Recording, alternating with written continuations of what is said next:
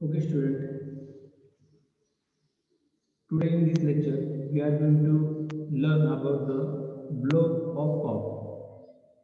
Okay, या ठिकाणी blow of cork काय आहे ते आपल्याला या ठिकाणी पाहायचे आहे. तर जो blow of cork आहे त्याचं महत्त्वाचं फंक्शन काय आहे ते आपण अगोदर समजून घेऊया.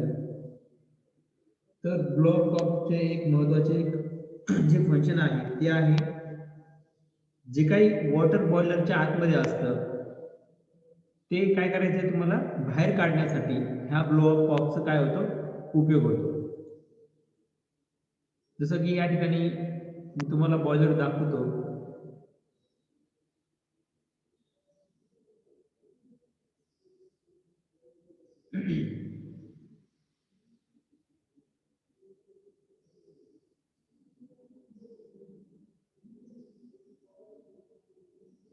दिसतंय या ठिकाणी blow of cock.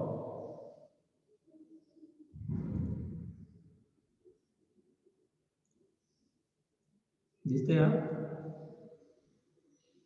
Blow of cock म्हणजे हा जो ब्लो ऑफ कॉक आहे या ठिकाणी लावलेला दिसतोय तुम्हाला.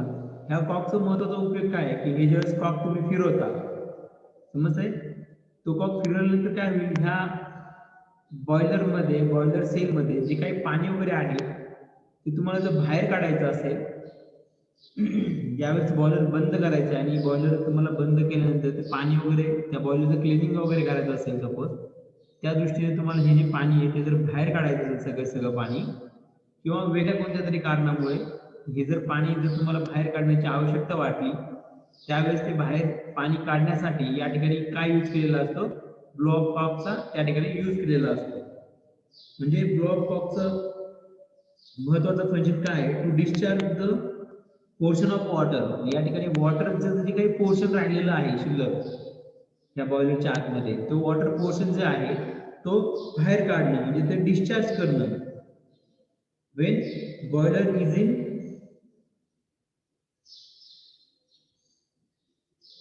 ज्यावेळेस बॉयलर ऑपरेशन मध्ये नसेल किंवा बॉयलर जर ऑपरेशन मध्ये असेल त्यावेळेस सपोज या ठिकाणी जी काही आता पाण्यामध्ये जी काही मड असेल मड म्हणजे चिखल असेल घाण असेल जी काही सेडिमेंट असेल किंवा जे काही स्केल असेल समजतंय पाण्यामधले जे काही सपोज त्या ठिकाणी काही जी घाण किंवा इम्प्युरिटी असेल मड असेल स्केल असेल ती काय होते त्या तळाला जाऊन तळाला जाते नाही खालच्या दिशेने. या ठिकाणी तळाला ती जर जमा झाली आणि ती जर तुम्हाला बाहेर काढायची असेल तर या ठिकाणी आपण काय करतो ब्लो ऑफ कॉक काय करतो फिरवतो आणि ती जी घाण आहे त्याच्यामध्ये ती काय करतो आपण बाहेर काढतो. समजतंय म्हणजे ज्यावेळेस बॉयलर हा ऑपरेशन त्याचं चालू असताना जर सपोज असं घडलं की त्या पाण्यामध्ये काही मड किंवा काही स्केल किंवा काही इम्प्युरिटी जी काही आहे ती जर तळाला या ठिकाणी जमा झाली आणि ती जर तुम्हाला बाहेर काढायची असेल तर त्या ठिकाणी आपण या ठिकाणी काय कशाचा यूज करतो ब्लो ऑफ कॉकचा त्या ठिकाणी काय करतो यूज करतो. मग तो या ठिकाणी जो कॉक असतो तो आपण फिरवतो आणि या ठिकाणी जी जमा झालेली जी काही घाण किंवा जी काही सेडिमेंट्स आपण म्हणतो त्याला किंवा मड म्हणतो समजतंय किंवा त्याला आपण स्केल म्हणतो ती सगळी काही होतो आपण त्या ठिकाणी त्यामधून आपण ती बाहेर काढू शकतो. ती समजतंय मग ती बाहेर काढण्यासाठी आपल्याला इथे ब्लो ऑफ कॉकचं काय करतो त्या ठिकाणी यूज होतो.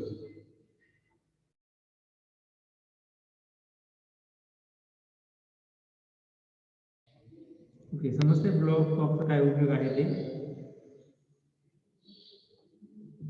त्यानंतर हा जो ब्लो ऑफ कॉक आहे याचं पहिलं फंक्शन समजलं. त्याचं दुसरं फंक्शन काय आहे की ज्यावेळेस तुम्हाला सपोज हा बॉयलर ज्यावेळेस तुम्हाला गरज पडते ह्या बॉयलरचं मेंटेनन्स करण्याची बॉयलरचं मेंटेनन्स जर करायचं असेल तुम्हाला त्यावेळेस हे बॉयलरच्या आतमधलं पाणी तुम्हाला काय करावं लागेल सर्व बाहेर काढावं लागेल.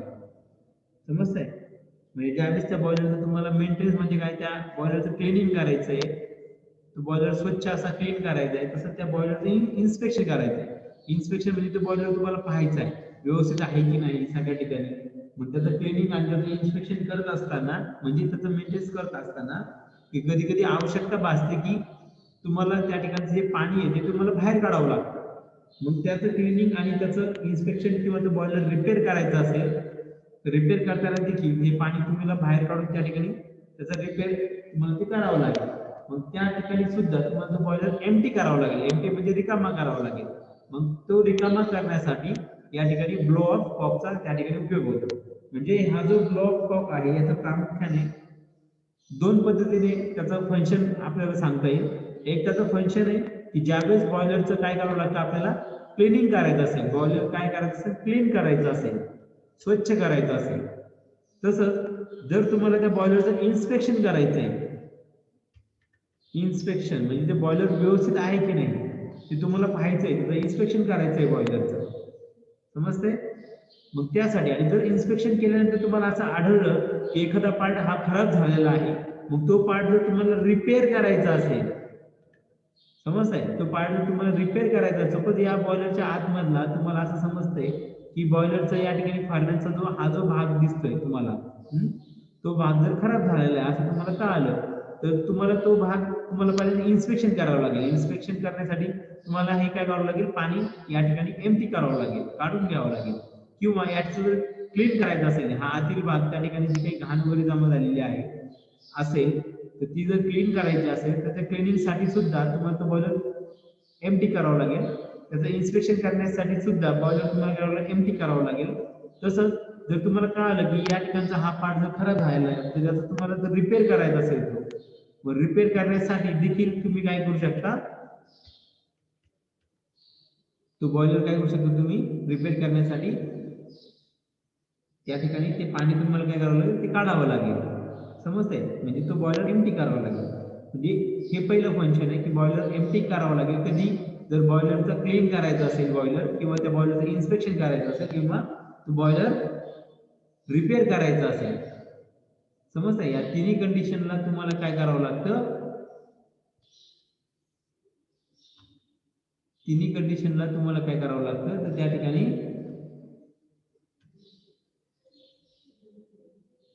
तो बॉयलर एम्प्टी करावा लागतो, समजतंय. हे पहिलं फंक्शन.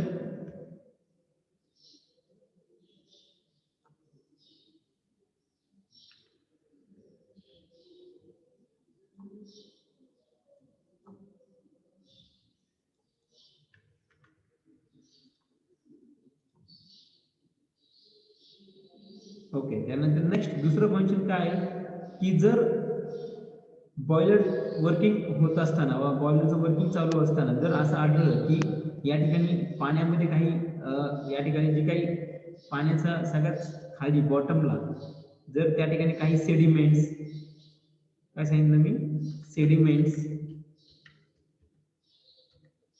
त्यानंतर स्केल, त्यानंतर मड म्हणजे चिखल वगैरे गेला असेल त्या ठिकाणी, समजतंय, मड किंवा सेडिमेंट्स किंवा स्केल या ठिकाणी जर पाण्याच्या बॉटमला जर जमा झाली तर ती काढायची असेल, ती काय करायची असेल, आपल्याला रिमूव्ह करायची असेल, रिमूव्ह करायची असेल, काढायची असेल, तर त्यावेळेस सुद्धा आपल्याला काय करावं लागतं, या ठिकाणी हा ब्लो ऑफ कॉक फिरवावा लागतो आणि ते पाणी काय करावं लागतं, आपल्याला बाहेर काढावं लागतं, समजतंय. ओके, हे त्याचं फंक्शन तर समजलं तुम्हाला. आता ब्लो ऑफ कॉक काय असतो, एक्झॅक्टली ब्लो ऑफ कॉक काय असतो, तो फिटेड केलेला असतो बॉयलरच्या सेलवरती, समजतंय. हा जो बॉयलरचा सेल आहे त्यावरती तो फिट केलेला आहे, दिसतंय या ठिकाणी, इमेजिन होत आहे. या ठिकाणी जो बॉयलरचा सेल आहे त्या ठिकाणी तो काय केलाय आपण, या ठिकाणी फिट केलेला आहे, समजतंय. आणि तो कसा एक शॉर्ट पाईप असतो किंवा एक शॉर्ट ब्रँच असते एक पाईपची, या ठिकाणी एक शॉर्ट पाईप आहे, छोटासा पाईप आहे, समजतंय. आणि तो काय असतो, लोअर पार्टला अटॅच केलेला असतो. म्हणजे ही जी वॉटरचा जो पार्ट आहे बॉयलर मधला, पाण्याचा जो भाग आहे बॉयलरचा, ज्या ठिकाणी पाणी असतं, मग त्या पार्टच्या सगळ्यात लोअरला, समजतंय. पहा, हे जो वॉटरचा पार्ट आहे त्याच्या सगळ्यात पुढे येतो ब्लो ऑफ कॉक, सगळ्यात लोअरला तो अटॅच आहे वॉटर स्पेसला. ही जी वॉटर स्पेस आहे, पाण्याची जी जागा आहे, त्या पाण्याच्या जागेच्या ठिकाणी कुठे तो लावलेला आहे, वरच्या बाजूला आहे का, तर वॉटर स्पेसच्या वरच्या बाजूला नाही, तो कुठं असतो, तो सगळ्यात खालच्या बाजूला असतो. म्हणजे वॉटर स्पेसच्या सगळ्यात बॉटम किंवा सगळ्यात लोएस्ट पार्टला त्या ठिकाणी ब्लो ऑफ कॉक हा ठेवलेला असतो, समजतंय.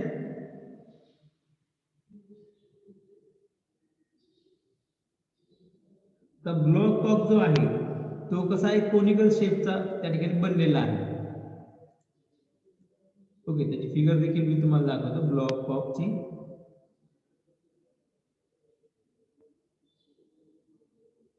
दिसतोय?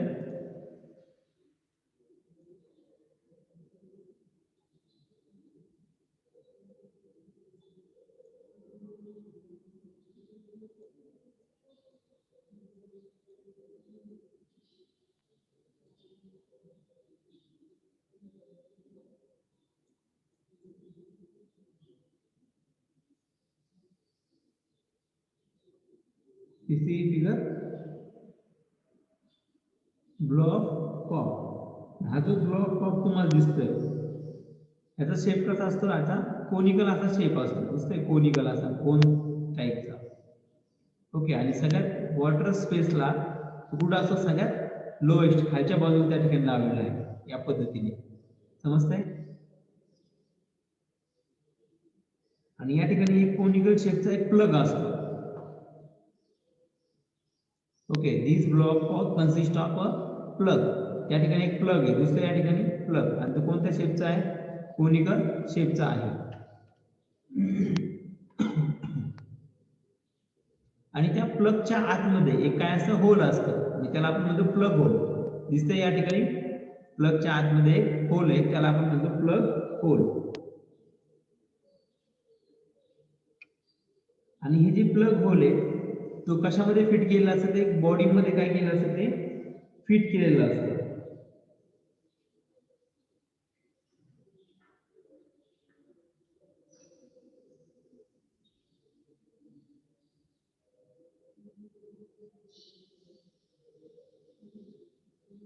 आणि या ठिकाणी एक स्टफिंग बॉक्स, तसंच या ठिकाणी त्या स्टफिंग बॉक्स मध्ये तो प्लग जो आहे, स्टफिंग बॉक्स आणि एक कव्हर असतो, त्या कव्हरच्या आतमध्ये आहे स्टफिंग बॉक्सच्या आतमध्ये तो आपण प्लग त्या ठिकाणी लावलेला असतो. समजतंय?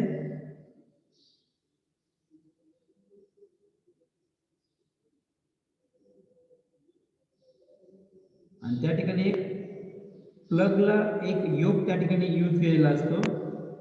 आणि त्या ठिकाणी दोन स्टड म्हणजे या ठिकाणी दोन स्टडच्या साहाय्याने तो त्या ठिकाणी लावला असतो. या ठिकाणी योक प्रोव्हाइड केलेला असतो. त्या ठिकाणी दिसते योक आणि स्टडच्या साहाय्याने तो त्या ठिकाणी हा जो प्लग आहे तो त्या ठिकाणी धरून ठेवलेला आहे. आणि त्या ठिकाणी स्पॅनरच्या साहाय्याने आपण योक काय करू शकतो? या ठिकाणी टाईट करून तो बरोबर आपण त्या ठिकाणी त्याला होल्ड केलेला असतो. या ठिकाणी हा जो प्लग आहे त्या प्लगचा या ठिकाणी तुम्हाला स्पिंडल दिसतोय, त्याला आपण म्हणतो प्लग स्पिंडल.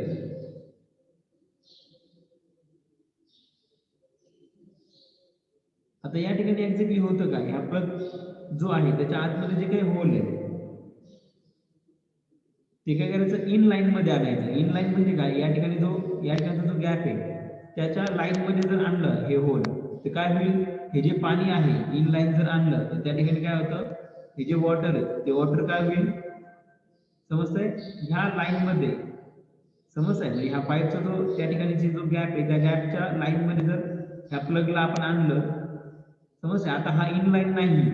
इन लाईन म्हणजे याला जर आपण फिरवलं आणि बरोबर हे होल आणि या ठिकाणचा जो पाईप आहे त्या पाईपचा आणि हे होल बरोबर एका रेषेत सरळ रेषेत जर आले तर त्या ठिकाणी थ्रूआउट आपल्याला काय दिसेल? या ठिकाणी गॅप दिसेल. समजतंय?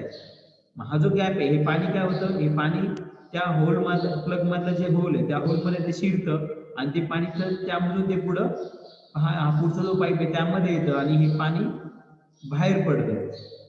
समजतंय? पाणी कसं बाहेर जाईल? ज्यावेळेस त्या प्लगच्या आतील जे काही होल आहे ते होल जर आपण त्याला जर फिरवलं, म्हणजे हा जो कॉक आहे त्या कॉकला जर आपण फिरवलं आणि हे जे अशा पद्धतीने फिरवायचं की जेणेकरून त्या प्लगच्या आतील होल आणि त्या पाईप जो आहे त्याच्या आतील मधला जो काही गॅप आहे ती काय होतील? एका सरळ रेषेमध्ये येतील, इन लाईन मध्ये येतील. आणि ज्यावेळेस ते इन लाईन मध्ये येतील त्यावेळेस काय होईल? हे जे पाणी आहे बॉयलर मधलं ते काय होतं? पाईपातलं पाणी जे प्लग मध्ये जे होल आहे त्या होल मध्ये जाईल त्या होल थ्रू ते पुढच्या पाईप मध्ये जाईल आणि ते काय होईल, पाणी बाहेर पडेल. समजतंय? पाणी हे कशा पद्धतीने आपण बाहेर काढू शकतो, जसं तुमच्या घरी पाहिलं असेल एक नळ असतो नाही का, पाण्याची टोटी, नळमध्ये पण सेम असतं. तर नळामध्ये सेम सेम या ठिकाणी काय असते, प्लग असतो, त्या प्लगच्या आतमध्ये होल असतं. आणि ज्यावेळेस आपण नळ फिरवतो म्हणजे काय होतं, ते होल आणि ते पाईप जो आहे समजतं, ते एका इन लाईन मध्ये येतं, एका सरळ रेषेमध्ये येतं. सरळ इन लाईन मध्ये आल्यामुळे काय होतं, ते पाणी बरोबर त्या होल मध्ये, त्या ठिकाणी गॅप असतो, त्या गॅप मध्ये जातं आणि तिथून ते पुढच्या पाईपामध्ये मधून ते खाली पडतं बादलीमध्ये. समजतंय? मग ते इन लाईन मध्ये आणल्यावरच ते घडेल. समजतंय? आणि जर आपण या ठिकाणी तो प्लग जर परत फिरवला, परत जर फिरवलं तर काय होईल, ते होल जर इन लाईन नसेल या पाईपाच्या, तर इन लाईन नसेल तर त्या ठिकाणी ते पाणी कशावर जाऊन धडकेल, इथे जी वॉल आहे त्या वॉलला जाऊन धडकेल. म्हणजे पाणी पुढे जाईल का, पुढे जाणार नाही. जर आपण होल आणि पाईप जर एका लाईन मध्ये नाही आणला तर, ज्यावेळेस ते इन लाईन नसतील त्यावेळेस काय घडतं हे मी तुम्हाला सांगतोय. त्यावेळेस काय होईल, इन लाईन नसेल, जसं या पद्धतीने यामध्ये या फिगर मध्ये तुम्हाला दिसतंय की की हे जे होल आहे, हे होल आणि हा जो पाईप आहे, तो पाईप हा इनलाईन नाही. समजतंय? इनलाईन नसेल म्हणजे ज्यावेळेस ते इनलाईन नसतील त्यावेळेस काय होतं, हे पाणी पुढे जाऊ शकतं का, पाणी पुढे जाऊ शकत नाही. पाणी या ठिकाणीच काय होईल, ते येऊन थांबेल. समजतंय? इमॅजिन होतंय? आणि ज्यावेळेस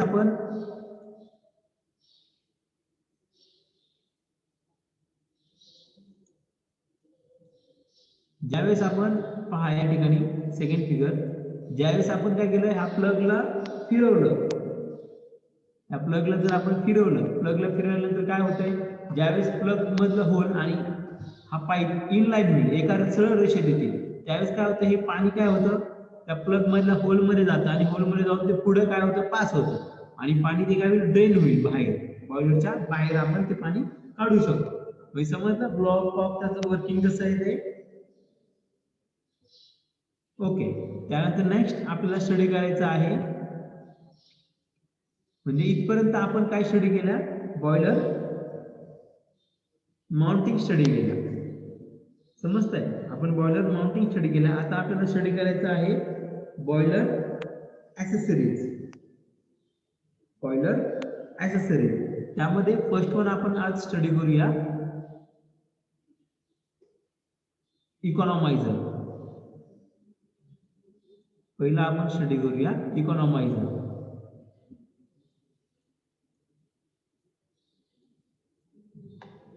या ठिकाणी दिसतंय इकॉनॉमायझर. तर इकॉनॉमायझर हे आपण ऑलरेडी मी तुम्हाला सांगितलं होतं लास्ट लेक्चरला बॉयलर वगैरे शिकवत असताना. तर इकॉनॉमायझर काय करतो, जे आपल्याला पाणी बॉयलर मध्ये सप्लाय करायचंय, बॉयलरच्या टाकीत पाठवायचंय, ते फीड करायचंय, मग ते जे फीड वॉटर आहे which is to be supply to the boiler, म्हणजे फीड वॉटर आपल्याला बॉयलरला सप्लाय करायचं आहे. मग त्या फीड वॉटरला आपण काय करतो, सुरुवातीला तो इकॉनॉमायझर मधून पास करतो ते फीड वॉटर, आणि इकॉनॉमायझर मध्ये काय करतं, ते फीड वॉटरचं टेम्परेचर हे वाढवलं जातं. म्हणजे जी वेस्ट हीट असते हॉट गॅसेसची किंवा फ्लू गॅसेस मधली, ती वेस्ट हीट आपण कशाला देतो, त्या फीड वॉटरला देतो, आणि ते फीड वॉटरचं टेम्परेचर काय करतो, आपण राईज करतो, ते इन्क्रीज करतो. त्यानंतर ते फीड वॉटर आपण पुढे सप्लाय करतो बॉयलर मध्ये, म्हणजे बॉयलरच्या टाकीत ते पाठवतो. म्हणजे जेणेकरून त्या ठिकाणी काय होतं की ते पाण्याची उष्णता किंवा त्याचं टेम्परेचर हे वाढलेलं असतं, त्यामुळे आपल्याला कमी हीट लागते त्या पाण्यापासून, त्या गरम पाण्यापासून वाफ तयार करण्यासाठी आपल्याला काय लागते, कमी हीट किंवा कमी उष्णता लागते. कमी हीट लागते त्यामुळे आपल्याला कमी फ्युएल बर्न करावं लागतं. कमी फ्युएल बर्न करावं लागलं तर आपला खर्च काय होतो, कमी होतो, म्हणजे इनपुट कमी होतं आणि त्या बॉयलरची इफिशियन्सी काय होते, वाढते. समजतंय? मग जर बॉयलरची इफिशियन्सी वाढत असेल, बॉयलर जर अधिक चांगल्या पद्धतीने इफिशियंट त्याचं वर्किंग होत असेल, तर असे जे डिव्हाइस आहे की ज्याच्यामुळे बॉयलरचं काय होतं, इफिशियंटली तो बॉयलर काय करतो, वर्क करतो, मग त्या डिव्हाइसला आपण काय म्हणतो, ॲक्सेसरीज. समजलं? इकॉनॉमायझर ही ॲक्सेसरीज कसं काय आहे ते, कारण की इकॉनॉमायझर मध्ये आपण काय करतो, जे फीड वॉटर आहे, फीड वॉटर म्हणजे जे फीड म्हणजे काय, ते आपल्याला सप्लाय करायचं आहे. फीड म्हणजे काय, सप्लाय करणे. फीड वॉटर म्हणजे सप्लाय करायचे कशाला, बॉयलरला. बॉयलरला जे वॉटर आपल्याला सप्लाय करायचं त्याला आपण काय करतो, अगोदरच गरम करून घेतो आणि त्यानंतर ते बॉयलर मध्ये पाठवतो. आणि गरम केल्यामुळे काय काय होतं की त्या ठिकाणी आपल्याला कमी उष्णता लागते त्याचे वाफेमध्ये रूपांतर करण्यासाठी. समज आहे, कमी उष्णता लागली तर कमी फ्यूल आपल्याला बर्न करावं लागेल, कमी इंधन बंद करावं लागेल. कमी इंधन बंद करायला लागलं म्हणजे आपलं इनपुट काय होईल, कमी होईल आणि आउटपुट आपलं जास्त वाढेल. आणि आउटपुट चांगला असेल आणि इनपुट जर कमी असेल तर आपली त्या बॉयलरची इफिशियन्सी काय होते, वाढते. कारण की आउटपुटचा फॉर्म्युला, इफिशियन्सीचा फॉर्म्युला काय आहे, आउटपुट अपॉन इनपुट. जर इनपुट जर कमी झालं तर बॉयलरची इफिशियन्सी वाढेल, तसं आउटपुट वाढलं तरी देखील बॉयलरची इफिशियन्सी वाढेल. मग हा जो इकॉनॉमायझर आहे त्याला आपण तो कशामध्ये येतो, ऍक्सेसरीज मध्ये येतो.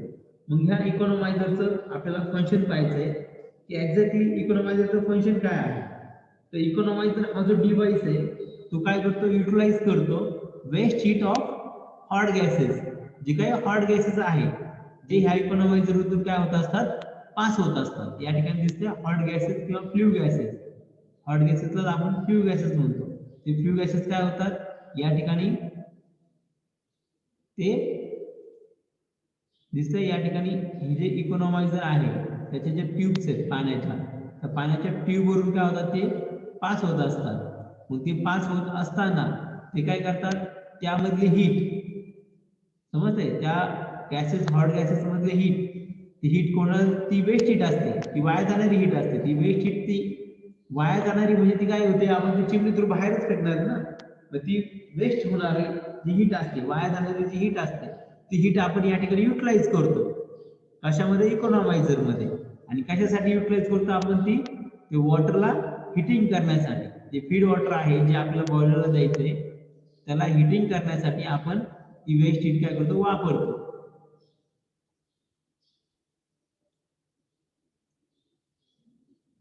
समजते. या ठिकाणी हॉट गॅसेस हे काय होतील, या पाईपाच्या वरतून काय होतील, पास होतील आणि ह्या पाईपाच्या आतून काय होतंय, फीड वॉटर जाते.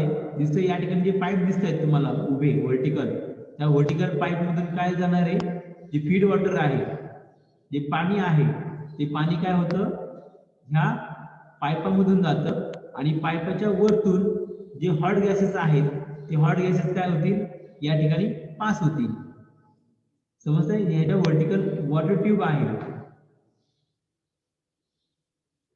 दिसतंय या ठिकाणी व्हर्टिकल वॉटर ट्यूब. जी व्हर्टिकल वॉटर ट्यूब आहे त्या वॉटर ट्यूब मधून काय होतं, पाणी जात असतं आणि त्या वॉटर ट्यूबच्या बाहेर बाहेर जे आहे त्या ठिकाणी काय जाते, हॉट गॅसेस हे काय होतात, फ्लो होत आहे. हॉट गॅसेस मध्ये जी काही वेस्ट, वाया जाणारी जी वेस्ट हीट असते, ती वेस्ट हीट काय करतो, इकॉनॉमायझर यूज करतो. कशासाठी युटिलाइज करतं, the waste heat for heating the feed water of heating the feed water for boiler. म्हणजे जे फीड वॉटर आपल्याला सप्लाय करायचंय बॉयलरला, बॉयलरच्या टाकीमध्ये जे पाणी आपल्याला सप्लाय करायचंय, मग त्याला म्हणतो आपण फीड वॉटर. ते फीड वॉटर हिटिंग करण्यासाठी आपण काय करतो, या हॉट गॅसेसची वेस्ट हीट काय करतो, वापरतो. वेस्ट हीट घेतो, ती त्या ठिकाणी वापरतो. समजतंय. मग हे ज्या डिव्हाइस मध्ये आपण करतो त्या म्हणजे हे जे फंक्शन ज्या डिव्हाइस मध्ये घडतंय त्या डिव्हाइसला आपण म्हणतो इकॉनॉमायझर. काय म्हणतो त्याला आपण, इकॉनॉमायझर.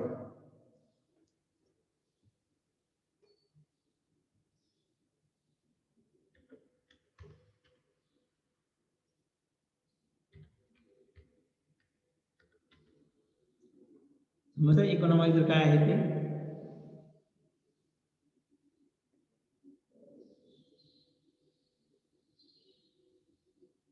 ओके, आता याचं आपण वर्किंग पाहूयात. फंक्शन तर तुम्हाला समजलं. मेन फंक्शन काय इकॉनॉमायझरचं, जे हॉट गॅसेस असतात जे आपण चिमणीतनं काय करतो, बाहेर फेकून देतो, ती हॉट गॅसेस मधली जी वेस्ट हीट, वाया जाणारी हीट असते, ती वेस्ट हीट काय करते, तिचा युटिलाइज, तिचा वापर करायचा. कशासाठी वापर करायचा, for heating the feed water for boiler. म्हणजे बॉयलरसाठी जे काही फीड वॉटर आपण सप्लाय करणार आहोत ते फीड वॉटरला हिटिंग करण्यासाठी, ते गरम करण्यासाठी आपण हॉट गॅसेस मधली जी काही वेस्ट हीट आहे की आपण त्या ठिकाणी त्याचा वापर करतो. हे वापर ज्या डिव्हाइस मध्ये घडतं त्या डिव्हाइसला आपण म्हणतो इकॉनॉमायझर. इकॉनॉमायझरचं फंक्शन हे तुम्हाला समजलं.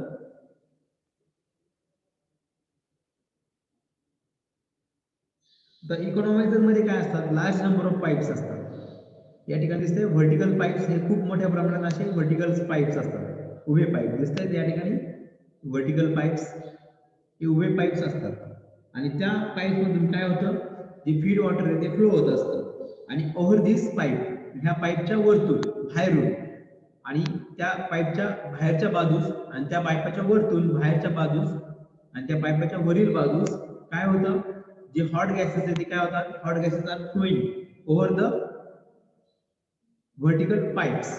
म्हणजे जे व्हर्टिकल पाईप्स आहेत त्याच्यावरतून हॉट गॅसेस हे पास होत असतात. समजतंय? आता सुरुवातीला काय होतं, फीड वॉटर जे आहे, जे आपल्याला बॉईल थंड पाणी असतं नाही का सुरुवातीला, जे फीड वॉटर जे बॉयलरला आपल्याला सप्लाय करायचे सुरुवातीला काय असतं, थंड असतं. म्हणजे ते जे कोल्ड फीड वॉटर आहे, थंड म्हणजे काय म्हणतो आपण त्याला, कोल्ड फीड वॉटर. दिसतंय या ठिकाणी कोल्ड फीड वॉटर. ते कोल्ड फीड वॉटर काय करतो आपण, दिसतंय या ठिकाणी कोल्ड फीड वॉटर. ते कोल्ड फीड वॉटर काय करतो आपण, ज्या ठिकाणी बॉटमला, ही जी खालची बाजू आहे त्या बॉटमला काय होईल, ते या ठिकाणी ते इकॉनॉमायझर मध्ये एंटर करेल. समजतंय? म्हणजे from the bottom of the economiser, या इकॉनॉमायझर जे डिव्हाइस आहे त्याच्या सगळ्यात बॉटमला खालच्या बाजूस काय होतंय, कोल्ड फीड वॉटर जे आहे, थंड असं जे फीड वॉटर आहे ते काय होतं, त्या इकॉनॉमायझर मध्ये एंटर करतं. दिसतंय या ठिकाणी, ते काय होतं, या ठिकाणी पाईप ए तुम्हाला दिसतोय, त्या पाईप ए मध्ये ते जाईल पाणी, कोल्ड वॉटर. आता ते कोल्ड वॉटर बॉटमला काय होतं, ते एंटर केल्यानंतर ते कोल्ड वॉटर कशामध्ये जाईल, मग त्यानंतर या ठिकाणचा जो पाईप आहे तो पाईप काय केलाय, हा पाईप आहे नंबर ऑफ व्हर्टिकल पाईपशी कनेक्टेड आहे. मग हे कोल्ड वॉटर काय होईल, या ठिकाणी जे व्हर्टिकल पाईप्स आपल्याला दिसत आहेत,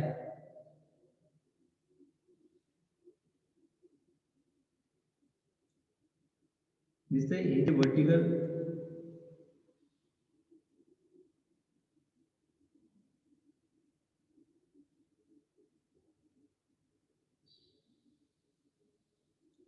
जे व्हर्टिकल पाईप दिसत आहे त्या व्हर्टिकल पाईप मध्ये काय होईल, ते आतमध्ये जाईल. समजतंय? कोल्ड वॉटर काय होईल, त्यानंतर व्हर्टिकल पाईप जे आहे त्यामध्ये ते अपवर्ड डायरेक्शन, वरच्या दिशेने काय होईल, ते मूव्ह होईल. दिसतंय या पद्धतीने जे व्हर्टिकल पाईप्स आहेत त्यामध्ये ते काय होईल, this cold water is enter and move in upward direction. समजतंय? कोल्ड वॉटर काय झालं, व्हर्टिकल पाईप मध्ये एंटर करेल आणि ते अपवर्ड डायरेक्शन काय होईल, ते मूव्ह होईल.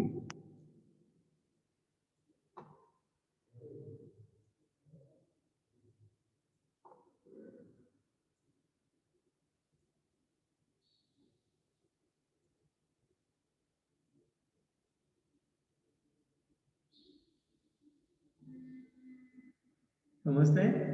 या ठिकाणी काय होतं, ते व्हर्टिकल डायरेक्शन काय होतं, ते मूव्ह होतं. ओके, त्यानंतर नेक्स्ट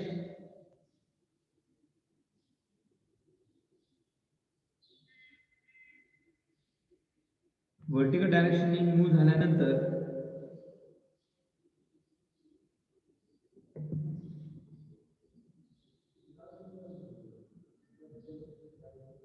ओके, ज्यावेळेस ते व्हर्टिकल डायरेक्शनने मूव्ह होत असतं, ज्या व्हर्टिकल ट्यूब मधून जात असतं, त्या व्हर्टिकल ट्यूबच्या बाहेरच्या बाजूने कोण जाते, जे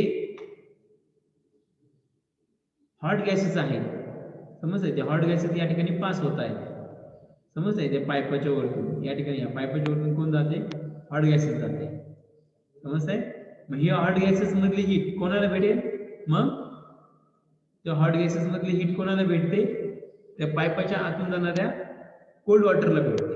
मग ते कोल्ड वॉटर काय होईल, गरम होईल आणि गरम झाल्यानंतर ते पाणी काय होतं, समजतंय? पाणी जे वरती या ठिकाणी दिसतंय, वरची टॉपला, इकॉनॉमायझरच्या टॉपला त्या ठिकाणी पाईप बी दिसतोय. समजतंय? त्या पाईप बी मध्ये ते सर्व वॉटर काय केलं जाईल, कलेक्ट केलं जाईल. समजतंय? आणि सगळं कलेक्ट केल्यानंतर ते वॉटर काय होतं, आपण पुढे सप्लाय करतो. त्यानंतर ते वॉटर जे आहे ते गरम होईल, त्याला आपण म्हणतो हॉट फीड वॉटर. ते हॉट फीड वॉटर आपण कुठे सप्लाय करतो, to supply it to the boiler. समजतंय? सिंपलच वर्किंग आहे. हे जे व्हर्टिकल पाईप्स आहेत त्यामधून थंड पाणी जाईल आणि थंड पाणी जात असताना त्या व्हर्टिकल पाईपच्या बाहेरच्या बाजूने कोण जाते, हॉट गॅसेस जात असतात.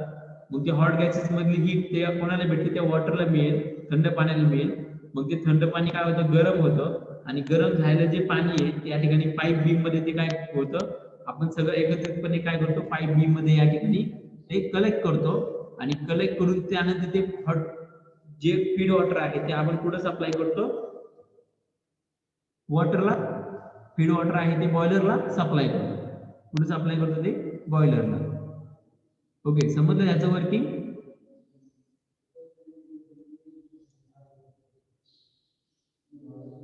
ओके, आता या ठिकाणी ह्या इकॉनॉमायझर मध्ये तुम्हाला जर वर्किंग समजलं तर या ठिकाणी फीड वॉटर हे बॉटम ला एंटर करतं. त्यानंतर this feed water is enter in vertical tube. Then this water is flow in upward direction in vertical tube. त्या वर्टिकल ट्यूब मध्ये ते पाणी काय होतं, अपवर्ड डायरेक्शन वरच्या दिशेने ते जात असतं आणि वरच्या दिशेने जात असताना that water takes the heat of the hot gases. मग त्यावेळेस ते पाणी काय करतं, हॉट गॅसेस मधली हीट घेतं and that water get heated and this water is collected in pipe B. मग ते जे पाणी आहे हॉट वॉटर ते आपण सगळं पाणी कशामध्ये कलेक्ट केलं जातं, पाईप बी मध्ये. त्या ठिकाणी काय होतं, ते कलेक्ट करतो आणि पाईप बी मध्ये कलेक्ट केल्यानंतर this feed water is supply to the boiler. आणि ते जे हॉट असतं त्यामुळे आपण त्याला म्हणू शकतो hot feed water is supply to the boiler.